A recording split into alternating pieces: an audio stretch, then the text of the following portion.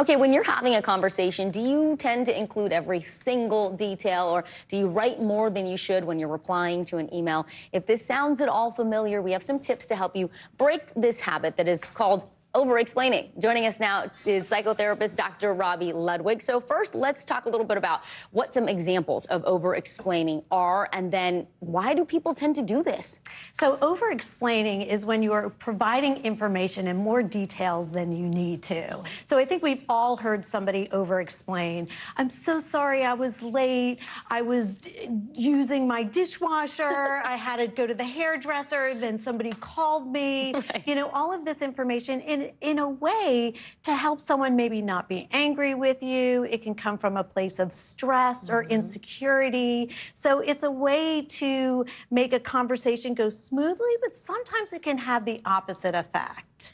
And if you are doing this, how does it affect the way that you are perceived, especially in the workplace? So in some cases, it confuses the person that you're talking to because they can't make sense of what you're discussing. You can turn a person off because the long-winded explanation, they just don't have the wherewithal to pay attention anymore. And it can also send the message that you don't respect someone's time or you're more important than the other person that you're talking to because you're focusing on you and your explanation for your whys. Dr. Robi, that's so helpful. You gave us some examples of over-explaining. Help us contrast those with ways to communicate clearly. So clearly it's coming from a place of confidence. You also want to think about what you're saying, what the main point is. Think headlines, think talking points.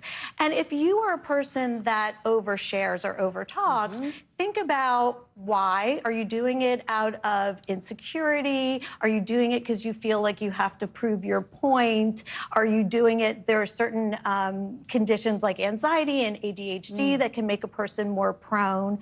Think about what you want to say and think brevity. It takes practice, but if you do it over and over again, it's sending a clear message.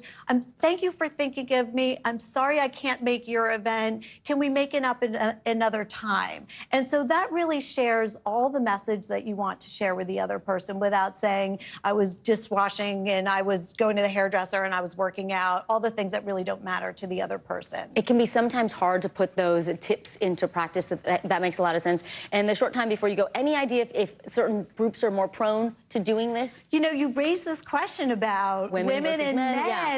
And I think I haven't seen anything about that, but women are caretakers, so we want to make sure that we're sending messages in a nurturing way and that someone is not misunderstanding us. Wonderful. It's great to be aware of it. Thank you so much, psychotherapist Dr. Robi Ludwig. We appreciate you. Stay with us. You are watching